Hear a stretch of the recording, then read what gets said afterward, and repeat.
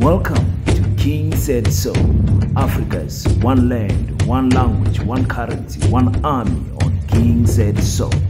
Africans can unite. Your Pan-Africanist podcast. Enjoy. Peace in Pan-Africanism to all my African brothers and sisters from all around the world. Welcome back to King Said So. I am your host, King053, Mr. Easy Imali Enengi, and we're back at it again with another one. And this time around, we're going to Congo, guys. Congo.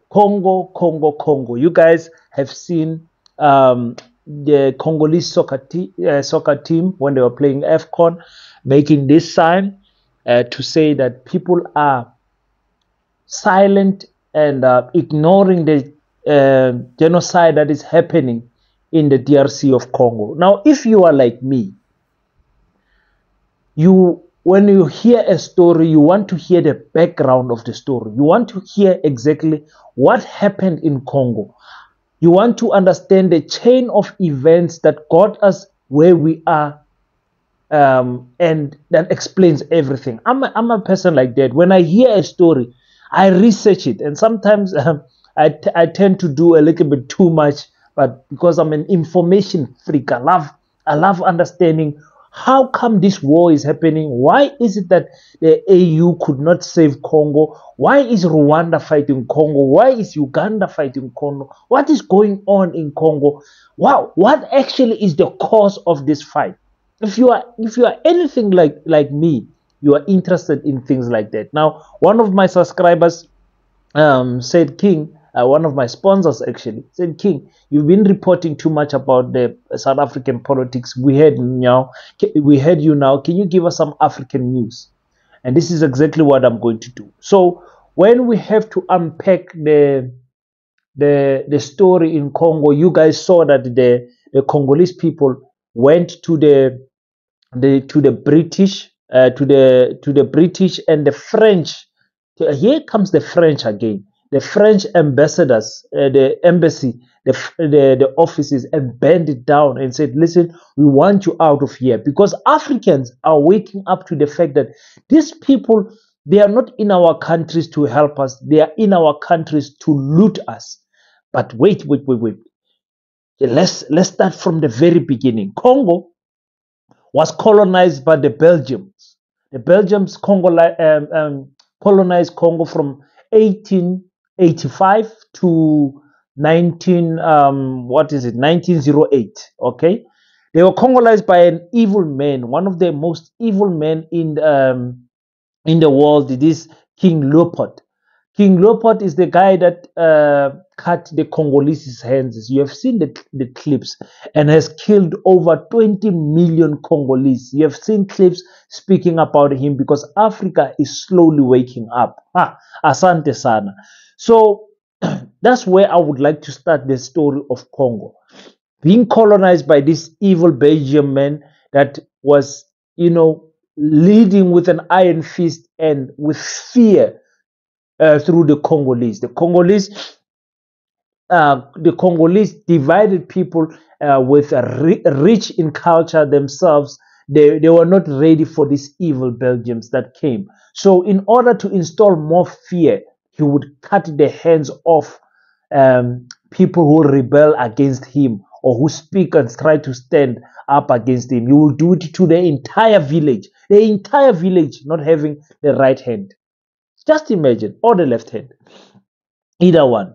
So when we come to the wars in Congo, we have to go to 1996-95, where 6 million people were killed in a war between the Hutus and the Tutsis.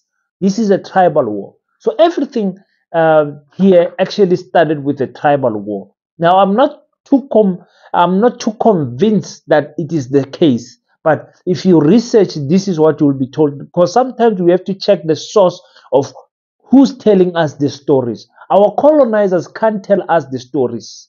You understand? We have to tell the stories ourselves. By the way, Congolese are strong people, eh? If you think Nigerians are crazy, I'm telling you, Congolese, my goodness, My goodness, I'm saying this because you guys, some of you know I'm a professional boxer. I have fought three Congolese in my life, and those three fights were probably the hardest fights that I had in my life. The three Congolese. Divka, I've beaten two, and one of them beat me in Cape Town.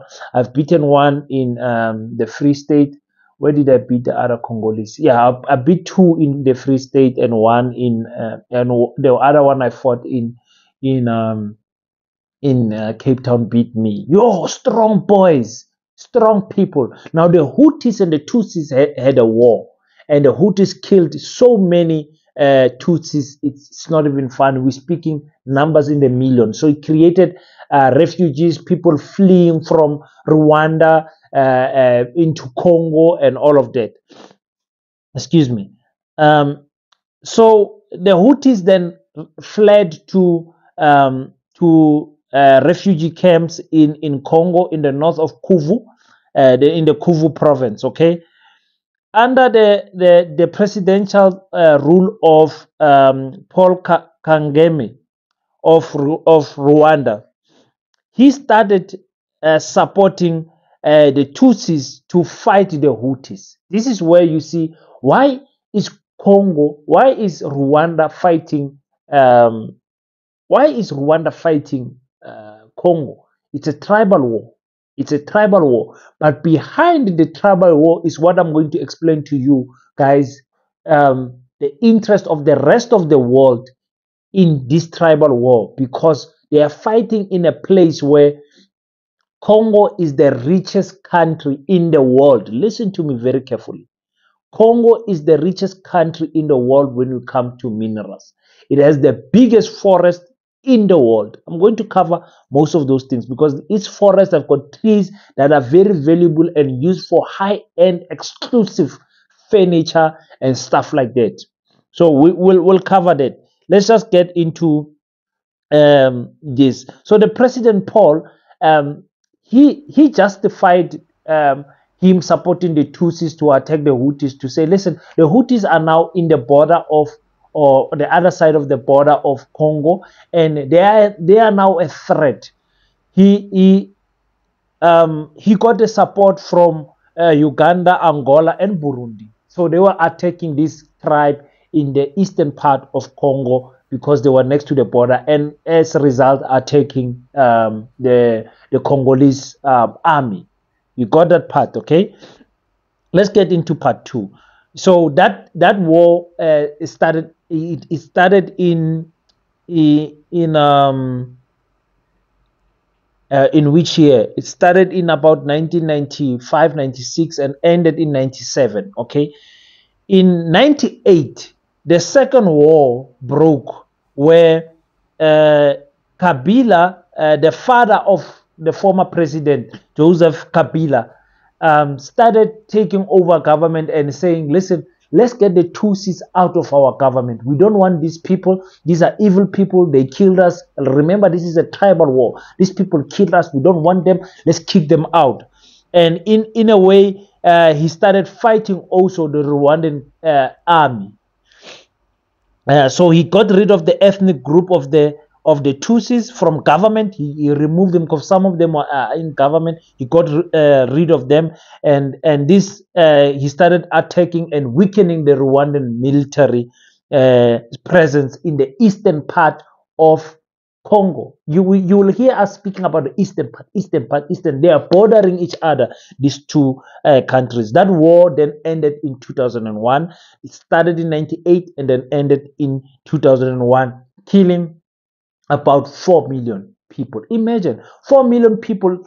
If you take it in the sense of a population of other countries, it's the entire population of Botswana, of I mean Namibia, the entire population of Lesotho, the entire population of these smaller Nyana countries in Africa. So 4 million people died. I wonder how they calculated that 4 million, but that is the stats that is been given to us and that I'm giving to you. So between 2002 and 2003, Rwanda, Uganda, and the DRC had now a peace agreement to say, let's have um, an agreement, and now you had the country being led by Joseph Kabila. Joseph Kabila took over. Remember, Joseph Kabila's father is the one that was fighting Rwanda and the Tutsis, the tribe Tutsis. So in the 2000s, that's when we started seeing the formation of the M23 rebel group. This M23 rebel group is actually the Congolese believe this is the Tutsis that are funded and supported by Rwanda. Rwanda is saying they did nothing wrong. It's not them. This is just a rebel group that happened. So in the 2000s, it's a shame that a country as rich as the Congo, in terms of natural resources, is so poor in terms of how the people are living, and Congo's riches should not be a source of anguish and pain and suffering and immense atrocities in the Congo, as we have seen. So when you ask about the M23 and the tensions between Rwanda and Congo not being new, and you're absolutely right. It's not. This is not new. The M23 is the latest name, the latest acronym that Rwanda has used to invade the Congo. It's both Rwanda and Uganda, by the way, have both invaded the Congo. Both countries are backed by Western powers. The US, the UK, much of the European Union, and a number of other countries. Thousands, we started seeing this rebel group coming, and they call them the M23. It's just that M23 is March 23rd, the march. Understand? From what I've gathered from my research, is a march that started it's a rebel camp that started rebelling on March the 23rd in the 2000s. Okay, so this is when now they enter the external. This is where it was clear that this is not just a war between two tribes. It's a war that is being supported by many countries. You started seeing the EU there. You started seeing America there. You started seeing China there. You started seeing the African Union failing to do their job, getting involved in these wars and all of that. So the invasion of the United Nations, the UN and the US, they said, listen, Congo, we are coming to assist you. We are coming to assist you because we want to stabilize the war zone there in Congo. They call it the what do they call it? The UN stabilization mission in Congo. So that's how they infiltrated Congo, bringing the American soldiers, bringing the French soldiers, bringing the Belgian soldiers, going there and des zones occupées par l'armée rwandaise et ses alliés du M23 ne sont plus discutables. Based on what the government in DRC is talking about, is blaming us. We are supporting M23, and then M23 must go back to where they came from. We even try to explain almost on a regular basis how those people fighting there did not actually come from here. Fighting. Just to confuse the government to say, listen, we're going to end this world. In fact, they never used the word end this war. They said we're going to stabilize it because they are benefiting. I'm going to explain deeper. Please stay with me. I'm going to explain deeper why is it that America, the UN, and China are so interested in the DRC. So this stabilized the war a little bit, because now in 2013 the M23 called off its attacks, said okay fine, we're not attacking, we're chilling. They confused you guys. They made you believe that the intervention of the UN is the reason why M23 is calling off its attacks. But anyway, let's look further. We need to study this thing a little bit further. In December 2018, you saw an entry of the current president, Felix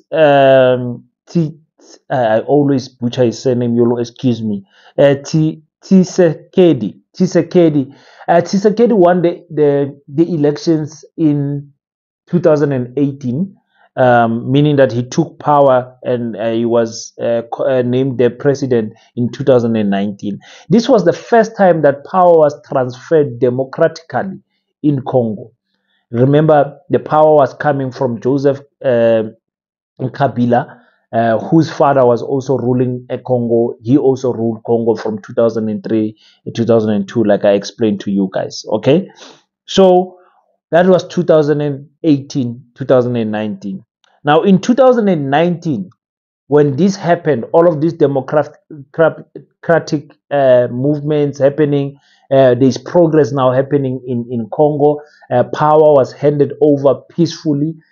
Rwanda, and Rwanda is one of the best countries in Africa. Crime rate, how the growth of the country and everything.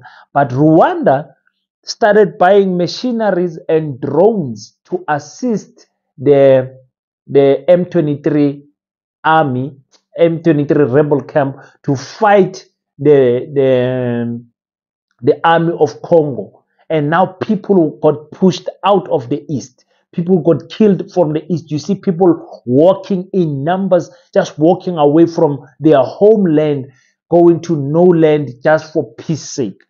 So that's what happened. Because remember, during Kabila's years, from 2002, 2003 up to 2018, the Chinese were doing as they please in Congo, because he gave them that free pass. Remember, they need manganese, they need uranium. They were mining. Chinese, out of 19 mines that are mining a cobalt, of which is something that I'm going to speak about, the mineral that this war, I think, is based around.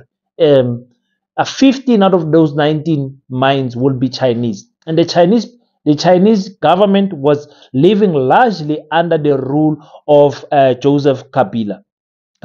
They were eating nicely, giving him all the benefits, but the people of the DRC were living in poverty. It's been said that they live in something in the range of $2 per day. That's how poor our people are. Imagine walking on gold, walking on all of these minerals, but you yourself are poor.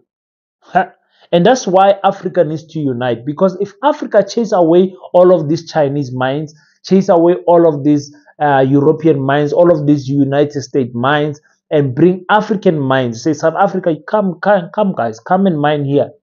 I'm going to give you 2 lands you can mine. Hey, Nigeria, come and mine. Senegal, come and mine here. And we sell the finished product. The DRC will be the richest country in the world. If that should happen, if Africa would unite under the DRC, because the African Union has failed to assist the situation in the DRC. Okay, so now we are done with that. Now we go to the year 2022, as I'm reaching my closure. Year 2022 is the comeback of the M23. Now they are coming, killing people left and right. Remember, they've got they are equipped now. Out of the blue, they've got drones, they've got guns, they've got missiles, they've got... Where did they take these things? It's a rebel camp. A rebel camp does not climb a plane and go overseas and buy things. And Congo does not have a sea. You can't say they are somewhere at the seashore getting weaponry and all of these drones. Rwanda was assisting them. Even though Rwanda is saying, listen, it's not me. It's not me. And I'm 50-50 on the situation, because I believe that the UN and the US are equipping these rebel camps. Because there's no way, guys. I've always asked this question. For most of you who will be watching this are from South Africa. If in South Africa, in the northern part of South Africa, let's say Northern Cape, but the northern part is Limpopo. But anyway, in Northern Cape, there is a rebel camp. It's somewhere. It's in Kimberley. Let's say it's in Kimberley. How come our army, the South African army, can't go to the Northern Cape in Kimberley where the rebels are and defeat them? What type of strength? Where does the strength come from of a rebel camp to be able to defeat armies? Remember, the African Union even sent armies to Congo to try and fight this M23, of which they have failed. So clearly, the UN, the US, the EU, and the US are funding these movements. They are funding these rebel camps. Whether you like it or not, it's not possible that where is the rebel camp gonna take all of these bullets, all of these guns? Where? They can't sustain that attack for a long duration of time. You understand what I'm saying? I don't understand what's going on there. So now South Africa, and on top, something that people don't talk about on this war, there is an Islam military group called the ADF, that is the Alliance Alliance Democratic Forces. They are also playing a hand in this war. Yo, guys, I hope I'm giving you the information that you are benefiting from, because I hate it when people give us half stories. People are getting killed in Congo, and we don't know. We don't stay in Congo. But as Pan-Africanists, it is our responsibility to read, to get connected with our Congolese brothers and sisters, and to understand exactly what is going on in Congo. I'm reaching my conclusion now. I'll conclude in 5 minutes. I'm happy this video is not that long, because I thought I was going to be over 30 minutes. So Congo, like I said, has got the biggest the biggest forest, the basin forest, and is the richest country in the world with natural resources. Guys, you don't understand when I say the richest country in the world when it comes to that. Should blow your mind away, because Zimbabwe has got about 85 minerals. South Africa has got many minerals. We've got oil deposits in Angola, Nigeria, and Cote d'Ivoire, and all of those countries. We've got uranium in Niger. And remember, the French, they are the one. They had to be kicked out of Niger, because Niger was supplying 80% of the electricity in France, in Paris, in France, was coming, not 80%, 70% of the electricity was coming from the uranium that was being dug in Niger. But the Nigerian people are poor. So these people, these European countries, have got the audacity to take our minerals and light up the Paris towers and everything, and we must suffer and not have electricity. They were buying the uranium from Niger for 2 cents per kilogram, but selling it for $200 per kilogram. We are happy that the army took over, because Mohamed Bazoum was doing his rubbish. The former president of Niger was just doing rubbish. So now the main reason why, in my conclusion, the main reason why there is a war in Congo, and that war is not going to stop until Africa unites behind the DRC, is because of cobalt. What is cobalt? Cobalt is a bluish mineral that is being used for batteries. Now remember, the world is moving away from fossil fuels and getting into this clean energy thing. So all the batteries that you can think of, that is why China has got so many mines in Congo, is because they are battery driven. And everyone is moving away from, turning the world into a green place, safe energy and all that. So the cobalt is it's needed. It's needed. And remember, it's not only the electric cars like your Tesla and your Chinese cars and all of that. Every brand in the world, every car brand in the world is moving towards the direction of electric motors, battery motors, because they said in the year 2025 they're going to stop, they're going to reduce manufacturing fuel cars and diesel cars and all of that. Imagine. So you guys, that is the reason why there is a war. And I understand. Don't kill me and say, but King, the the the cobalt mines are in the south part of Congo, next to Zambia, and not in the eastern part next to Rwanda. It is all a distraction. There is cobalt cobalt in the east part, but there is minerals also. There is uranium. There's everything. So it is a fight over minerals. But the main thing is because this mineral is been put in batteries and it makes batteries last longer. So you have artisan mines, you've got small children going and mining this mineral for nothing, because you mine the world. We can argue that this can be the world's richest mineral because the world revolves around it, next to gold, but you are poor. And the presidents of Congo don't see anything wrong about this.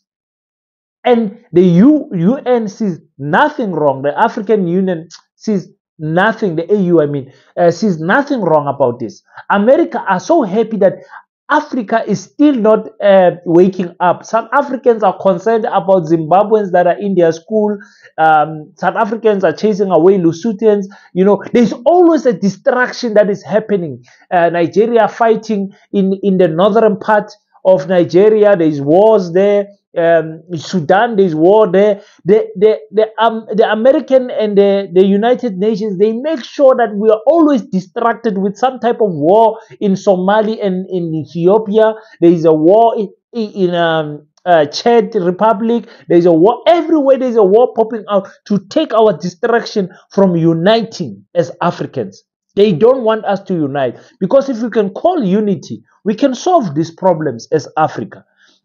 So Samsung, Nokia, Apple, Huawei, all of these people are benefiting from this mineral, because every phone I'm using now, a P60 Pro, the battery lasts longer, has to charge faster, and all of that.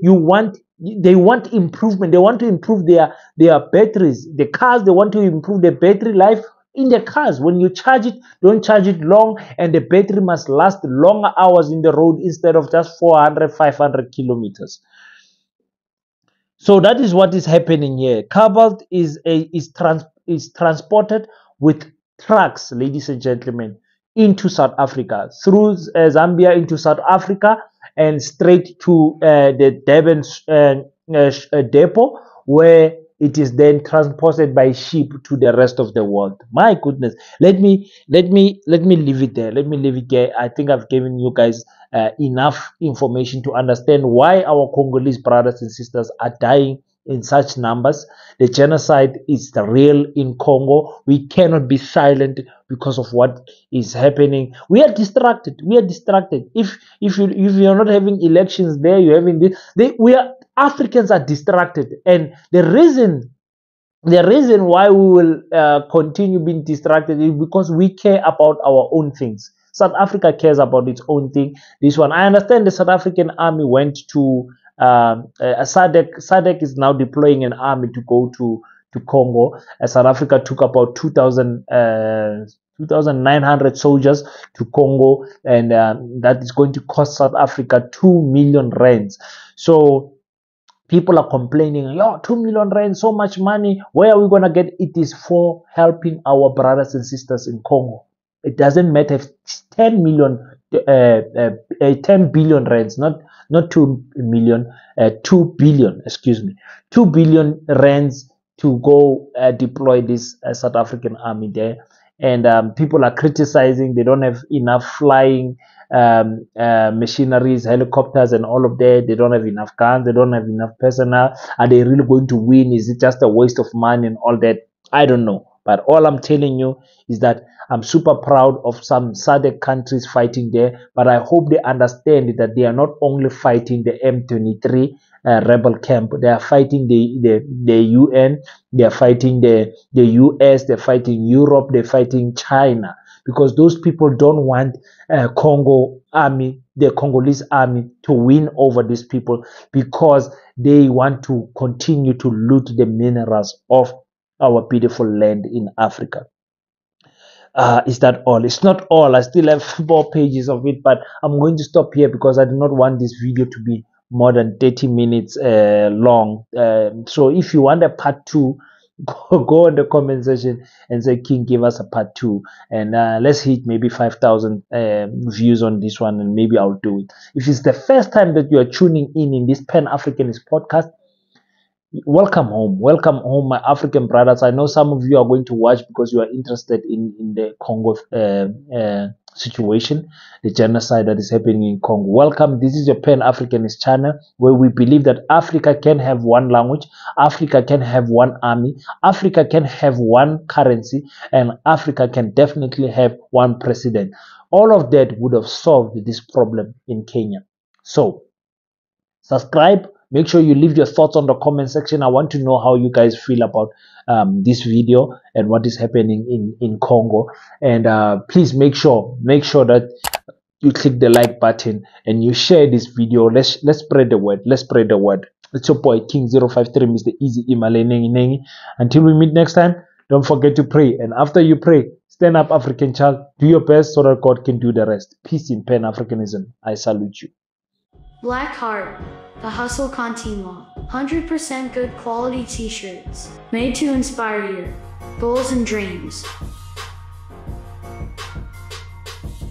T-shirts are now available at an affordable price. Place your order now. 068-473-6908. Instagram at Black7576. Facebook page Black Heart.